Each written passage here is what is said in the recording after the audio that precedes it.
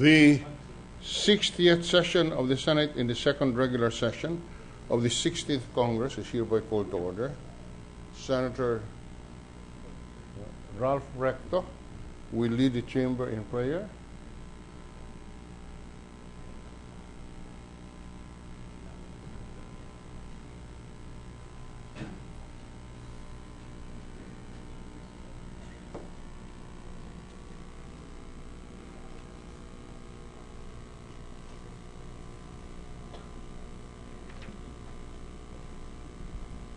Most Holy Father, we thank you for giving us another day to be with our loved ones. We welcome this day to serve your people and surmount challenges before us. Holy Father, you're the one true God that will lift the dark veil of ignorance, poverty, hunger, and sickness that afflict many of us. Help us follow your commandments so that all your lost sheep shall be found. Bless us with the light of your wisdom and love. May your guiding light direct us to the path of reconciliation. Help us bridge the gap dividing us right now. Help us embrace each other as one family. Please grant us a broad mind, kind heart, and steady hand so that peace, justice, and prosperity will rule our land. In your holy name, we pray for enlightenment and joy for all our countrymen. Amen. Amen. The Secretary will call the roll. Roll call of members. The Honorable Senators Angara, Aquino, Binay, Cayetano Alan Peter Compañero S., Cayetano Pia S., Defensor Santiago, Ejercito, Enrile Escudero, Estrada, Gingona, Unasan, Lapid, Legarda, Marcos, Usmeña, Pimentel, Po, Recto, Revilla, Soto, Trillanes, Villar. Senate President Trilon. 17 senators are present. The chair declares the presence of a quorum. Majority Leader. Good afternoon, Mr. President. With the consent of the Senate, I move that we dispense with the reading of the Journal of the 59th Session, March 2, 2015, and consider the same as approved. Any objection? Hearing none. The reading of the Journal of the 59th Session on March 2, 2015 is dispensed with, and the same is hereby approved. Mr. President, I move that we proceed with the reference of business. The Secretary will read the reference of business. Messages from the House of Representatives.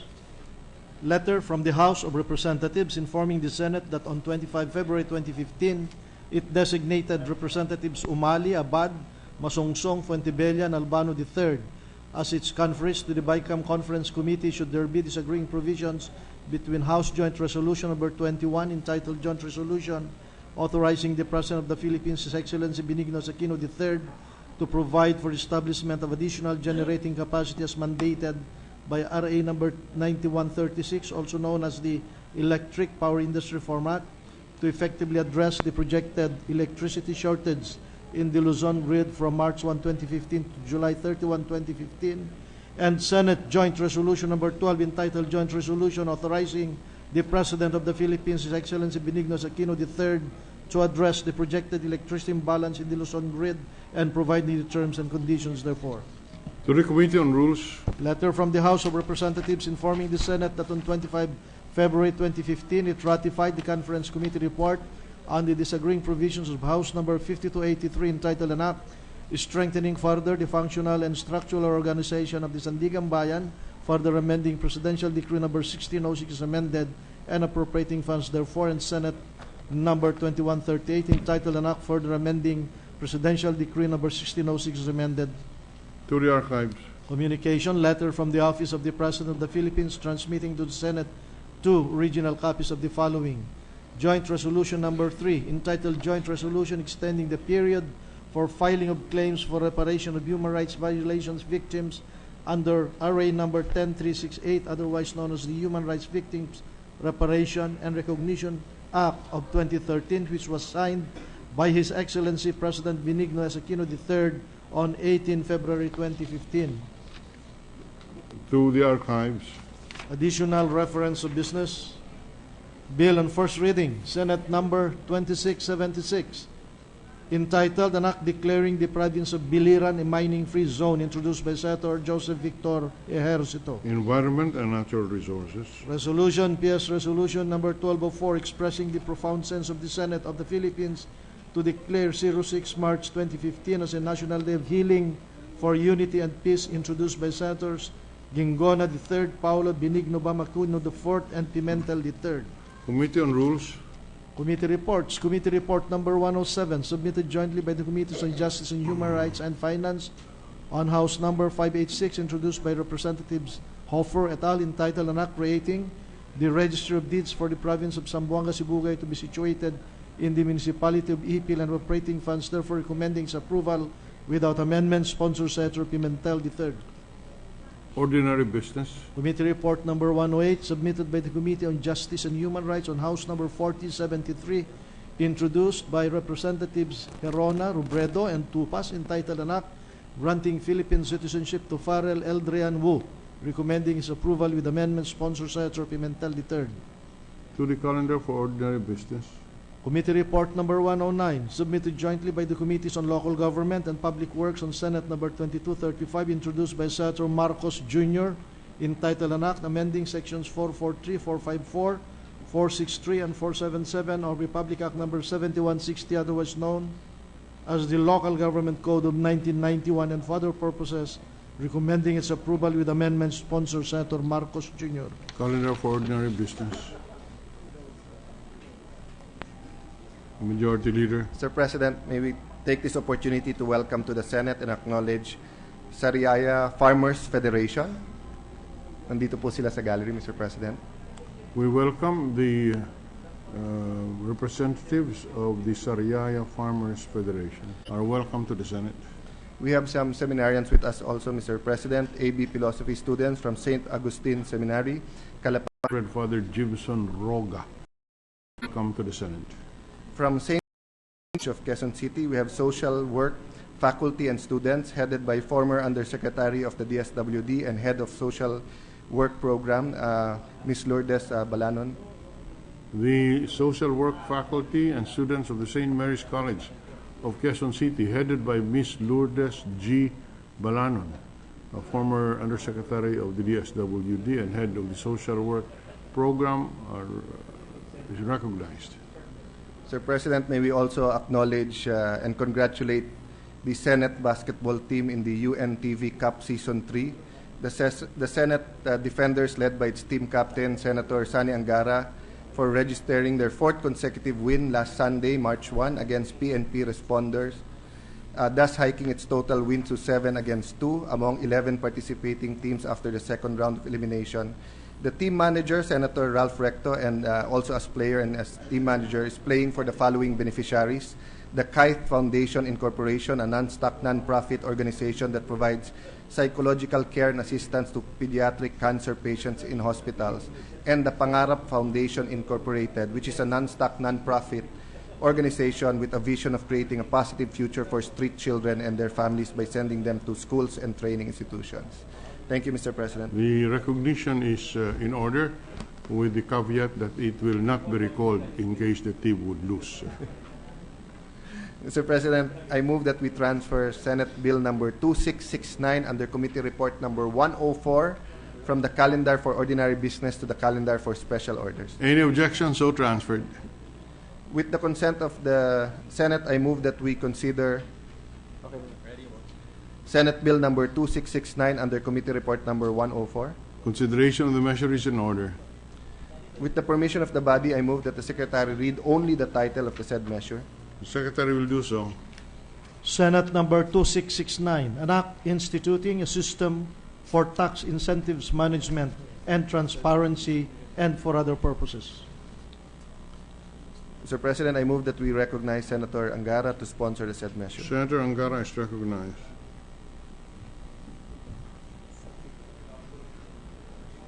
Thank you, Mr. President, Majority Leader. Esteemed colleagues, the Philippines is currently riding high on the status of being among the dynamically emerging economies in the region. The country's economic fundamentals, particularly its remarkable performance in 2014, have made it the second fastest growing country behind China in Asia and in the world as of late. It is through the provision of tax incentives, among other fiscal strategies, that we are able to promote investments that have significant impact on our economic growth and development. In a study by the BOI, the Board of Investments, covering the period from 1995 to 2012, it is claimed that the income tax holiday, or ITH, costs yield significant economic gains for the country in terms of investments, exports, and employment.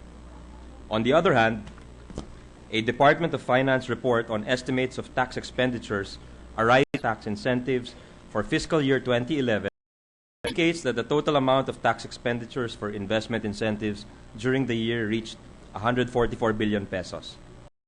This comprised 1.49% of 2011 GDP, 9.26% of 2011 actual government spending, and 10.61% of 2011 government revenues. Between these two divergent or opposing points of view, Mr. President, there thus emerges a rationale for instituting a system for tax incentives management and transparency. Ginoong Pangulo, mahalaga sa pagbabalangkas ng mga polisiya na may kinalaman sa fiscal management ang pagkakaroon ng isang matatag na sistema na may kakayahang tukuyin, itala at subaybayan ang lahat ng insentibong ipinamamahagi ng mga investment promotion agencies or IPAs at other government agencies sa mga rehistradong negosyo, pribadong individual at korporasyon. Given the economic benefits brought by the provision of tax incentives, it is essential that we instill transparency in the system of dispensing tax incentives, a move that is aligned with the current administration's thrust on accountability, disclosure, and good governance. Mr. President, it is in this view that your Committee on Ways and Means humbly submits to this chamber a bill that seeks to address such policy concern. Today, it is my privilege to sponsor Senate Bill number 2669 entitled An Act Instituting a System for Tax Incentives Management and Transparency and for Other Purposes, under Committee Report number 104. This committee report endorses a consolidated version of Senate Bill numbers 469, authored by the presiding officer, the Senate President, and Senate Bill 1187 by no less than the Senate President pro tempore, Ralph G. Recto. A counterpart measure, House Bill number 2492, is similarly pending in the Committee on Ways and Means of the House of Representatives and is currently undergoing public hearings and consultations. Moreover, this substitute bill has considered the positions of the various stakeholders, particularly the Department of Finance, the Department of Trade and Industry, the Board of Investments, the PEZA, the IPAs, and other sectors during the public hearings and meetings conducted by your committee. Mr. President, let me say a few things about the features of the bill. The proposal aims to promote transparency and accountability in the grant and administration of tax incentives by IPAs or investment promotion agencies and other government agencies to registered business entities and qualified private individuals and corporations. Specifically, it proposes, firstly, the creation of a tax incentives information or TII section in the annual budget of expenditures and sources of financing or BESF, from which said tax incentives shall be accounted. Secondly, the establishment of a tax incentives tracking program of all tax incentives granted. Thirdly, the setting up of stringent reportorial schemes to the President and to Congress. And fourthly, the imposition of penalties for any violation under the proposed act. This, Mr. President, has been a practice of many developed countries. A World Bank study noted that in many countries, part of the government fiscal activity may go unnoticed because it is hidden in the form of revenue foregone and does not appear explicitly as spending. Such activity is known as a tax expenditure. Tax expenditures take many forms, from tax exemptions to tax credits, and are generally aimed at supporting targeted sectors, firms, or individuals. If used properly, tax expenditures can play an important role in implementing government policy priorities. Thus, recently, developing countries have focused attention on the usefulness of tax expenditures in shaping prudent and transparent fiscal policy. Developed countries have established tax expenditure accounting and in varying degrees have brought tax expenditures into the budgetary process.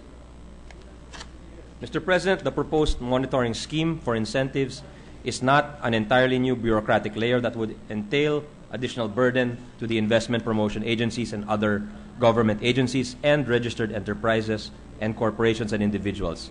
It should be emphasized that the TIMTA, the shorthand name for this bill, does not in any way affect the independence or autonomy of the IPAs to administer incentives granted by law to registered business entities and qualified private individuals or corporations.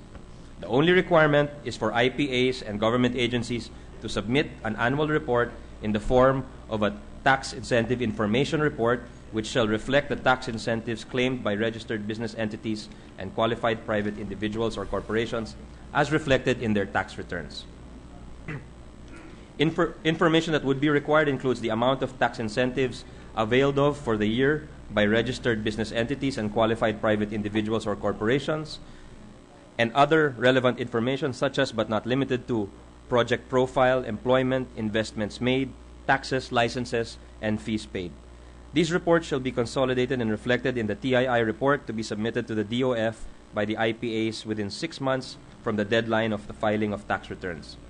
The tax incentives tracking program shall be used by the DOF, the BIR, and the Bureau of Customs to monitor tax incentives granted by the IPAs and other government agencies, as well as to project tax incentives for future years and to conduct an annual evaluation study to determine the impacts of the tax incentives on the Philippine economy as a whole. Although not a revenue measure, the TIMTA enables the government to scrutinize, to evaluate, and to maximize revenue spent to encourage activities that would boost the economic growth of the Philippines by providing a solution for the lack of empirical data on fiscal incentives and what it reciprocates to the economy. As a tool for transparency and accountability, the TIMTA is a twin measure of the Fiscal Incentives Bill, which, as we all know, has been languishing in the legislative mill for almost 2 decades now. But it allows policymakers to conduct a cost-benefit analysis of fiscal incentives to make better decisions going forward in crafting or revising laws, in overseeing the implementation of existing investment-related laws, and in managing the nation's finances. In conclusion, Mr. President, ang panukalang ito ay hindi naglalayong baguhin o bawasan ang kasalukuyang kapangyarihan ng Board of Investments, Philippine Economic Zone Authority, at iba pang IPAs na magbibigay at mangangasiwa ng mga insentibong pangkalakal ayon sa batas. Sa halip, ang isinusulong natin ay ang paglalatag ng isang sistemang maayos at malinaw hinggil sa pagbibigay ng insentibo sa mga lokal at dayuhang mamumuhunan at mangangalakal. Sa pamamagitan ng panukalang ito, mas titibay ang paniniwala ng mga negosyante at namumuhunan sa ating ginagawang pagsasabatas ng mga hakbang tungo sa mas malinaw at maayos na pangangasiwa ng ating mga insentibong pangkalakal. Ang tiwalang ito ang magtutulak sa kanila para patuloy na pumarito sa ating bansa at magtayo ng malakihang negosyo na may kapasidad na mag-empleyo ng maramihan manggagawang Pilipino. Higit sa lahat, Ginoong Pangulo, kami ay sumasang-ayon sa kakayanan ng panukalang sistemang ito na makakalap ng mga datos at impormasyon na makakatulong sa pagbuo ng pamahalaan ng mga alituntunin at polisiya na may kinalaman sa negosyo, pamumuhunan at iba pang aspeto ng ating ekonomiya. Ako po ay naniniwala sa magandang layunin ng mga panukalang ito, kaya akin pong hinihikayat ang mga namumuno at lahat ng aking kasamahan dito sa mataas na kapulungan ng Senado na suportahan at isulong ang agarang pagpasa ng Senate Bill 2665. Maraming salamat po, Mr. President. Maraming salamat, Senator Angara. The Majority Leader, Mr. President, may I ask for a minute suspension? 1 minute suspension.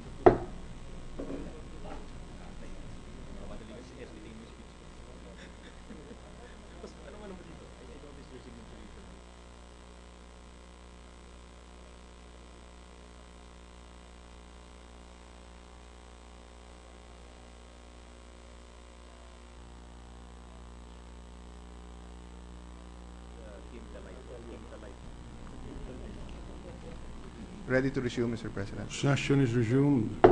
Mr. President, I move that we recognize Senator Recto to co-sponsor to deliver his co-sponsorship speech. Senator Recto is recognized for a co-sponsorship speech. Thank you, Majority Leader. Thank you, Mr. President. You know that the bill is attracting interest when you begin your sponsorship speech, not with the details of the measure, but with a disclaimer. This bill will not appropriate tax incentives availed. It merely requires that they be accounted for. It does not tamper with the fiscal incentives presently enjoyed by companies. It only requires that their use be made transparent. It does not rescind nor recall any investment perk. It just obliges companies and the government to report and record the same. Why? Because in taxation, it doesn't mean that when taxes are forgiven, you can already forget about them. Amnestied taxes are not subject to amnesia. So there, just to make it clear, because the business section of the papers today reports about the fears of some foreign businessmen that this bill will usher in a new regime which requires that tax expenditures be appropriated by Congress and shall form part of the national budget. True, there was a proposal to that effect from some groups, but that has been expunged from this bill. And we have to credit the DBM for pointing out how hard and impractical it would be to grant tax incentives via appropriations. The viability of an idea is tested on simulations of its implementation. This saying is true in legislation, as in cooking. Just because a roast smells better than cabbage should not lead us to conclude that it makes a better soup.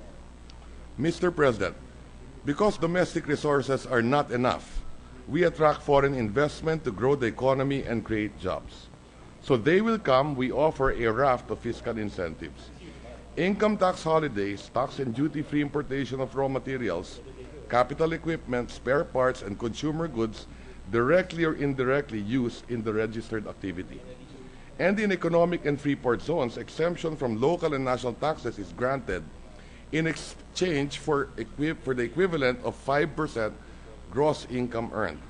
So, when actors De Niro and DiCaprio would play blackjack in a casino not far from here, the table and cards they will be using while placing their bets are probably tax exempt, including the kitchen equipment from which the canopies they will be munching were made. If you build it, they will come mantra happens only in the field of dreams. But when it comes to the city of dreams, investment perks were probably given first to the owners before they came and built. The red carpet we roll out to foreign capital is a tapestry of income tax holidays, tax breaks, exemptions. We offer these perks to compensate for our handicaps. When we have one of the highest power rates in Asia, when our ports are congested, our roads clogged, our airports crammed, and even data travel slow in the information highway, when business is choked with rules, then we try to offset these with tax holidays and the like. In short, we indemnify them with incentives. We also offer the same to local businessmen. Why? Because while they're Filipinos, patriotism is soluble in taxes. In the FDI race in the region, we lag behind our neighbors. In 2013, 3.9 billion US dollars investments we got paled in comparison with Thailand's 13 billion, Malaysia's 12.3 billion, and Indonesia's 18.5 billion. Ours was 1/20th of Singapore's 64 billion FDI haul. Even Vietnam trounced us. The $8.9 billion it got was 2.5 times bigger than ours. So it came as no surprise that on a per capita basis, the FDI per Pinoy was $13.03 in 2011. Vietnam was $84.06. And Singapore a staggering 12,347 FDI received per citizen. Net FDI of the Philippines accounts for 1.12% of its GDP, which is the lowest in the region. Mr. President, I have to stress the above to underscore the value of investments to our economy and to correct the misinformation that this bill is about making the enjoyment of tax incentives complicated and circuitous. Though I believe that some of our fiscal incentives must be rationalized, like why is it becoming de rigueur for shoebox condominiums to be showered with fiscal incentives? Or why businesses guaranteed to rake in huge profits are not taxed? That exercise is not the intent of this bill. Its aim is to create a system which will monitor and track the tax incentives granted by investment promotion agencies like BOI, PESA, TIESA, and free ports like those in Subic, Clark, Cagayan, Zamboanga, John Hay, Morong, Poro Point. Under the bill, the DOF, in coordination with the BIR and the BOC, shall create a tax incentive tracking program, a single database that will capture all data on tax incentives. In short, it's like attaching a GPS on every tax incentive given. registered business entities and qualified private individuals shall submit to the Investment Promotion Agency or government agency the amount of tax incentives availed for the year and other data which may be required, like taxes and licenses paid. A consolidated annual tax incentive information shall then be submitted to the President and to the Chairman of the Committees on Appropriations and on Finance of both Houses of Congress as part of the annual budget of expenditures and sources of financing, or BESF. Only the aggregate data, however, will be shown in the TIA portion of the BESF. This will include estimated claims of the preceding year, program for the present year, and forecast for the next year. It will not bean count the tax incentives per company. But this isn't only about encoding data in a spreadsheet. The DOF will also evaluate the impact of the tax incentives on the Philippine economy. I hope that when it does, it will not see it from the limited prism of revenue loss, but from a wider vista of jobs generated and other economic opportunities created, to cite a few. The TII is not designed to be a ledger of taxes waived alone. There are other metrics to be considered where the standard formula doesn't apply, like the social good created by a company which had to set shop in a rural area where others fear to tread. As I said, it should be an all points of view assessment, not just dominated by one school of thought. One agency may see a glass 3/4 drained of taxes, while one would see it as 1/4 full. One agency will say that the amount of taxes forgone is big, to which another agency can retort, which would you prefer, getting 10% of something or 100% of nothing? To every complaint of how hard tax collection is, there is this rebuttal of how job generation or job creation and investment attraction are even harder. The following gives us the data portrait of this quandary. In 2011, 4,581 registered firms plunked in 92 billion in investments, exported $3.45 billion worth of goods, and employed 162,498 persons. The flip side is that in the same year, 1,318, or under 1/3 of the total, used 61.3 billion worth of tax expenditures, of which 45.6 billion was in income tax holidays claims, and 15.7 billion was due to special and preferential rates. It is premature to make conclusions out of such a sparse data. As I said, it is a tough balancing act. But before we weigh in with our opinion, we need a database. And this bill creates that database. After all, we may be entitled to our own opinions, but not to our own facts. Mr. President, let us pass this bill immediately. Thank you very much. Thank you very much, Senator Recto. There is a call that we pass this bill immediately. What does the Majority Leader say? Sir President, 1 minute suspension. Suspension for 1 minute.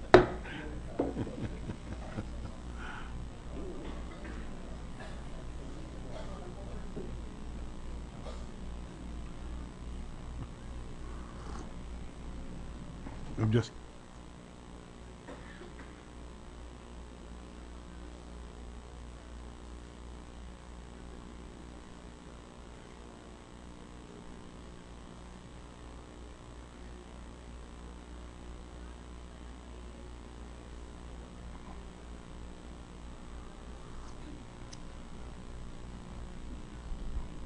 Ready to resume, Sir President. the session is resumed. Apparently, Mr. President, many senators agree with you, and it will be a good incentive to the incentive bill, no, to have a speedier passage of our bills. However, to give a chance to other senators to ask questions, if any, I move that we open the period of interpellation.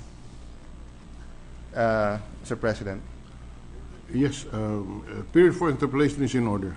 And then, Mr. President, with that, I move that we suspend consideration of Senate Bill number 2669 under Committee Report number 104 with the commitment that we will take it up tomorrow, and if there are no further questions or amendments, we will pass it tomorrow, Mr. President.